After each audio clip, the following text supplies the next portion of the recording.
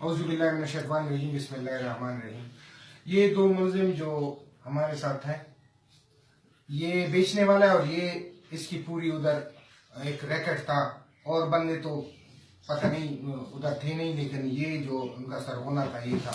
ये जो घी है ये असल में यही वाला घी ये बेचते हैं कि ये गाय और भैंस का ओरिजिनल घी है, लेकिन ये असल में घी नहीं है, ये केमिकल से बना हुआ एक खुद मेड घी इन्हीं के इस्तेमाल कर रहे हैं और ये कह रहे हैं कि ये है घी है, और इसमें ये केमिकल है, ये सारा इस्तेमाल करते हैं।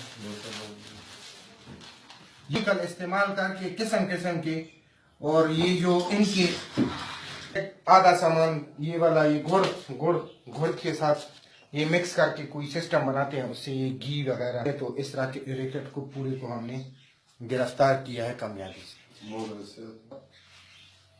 ठीक नहीं है।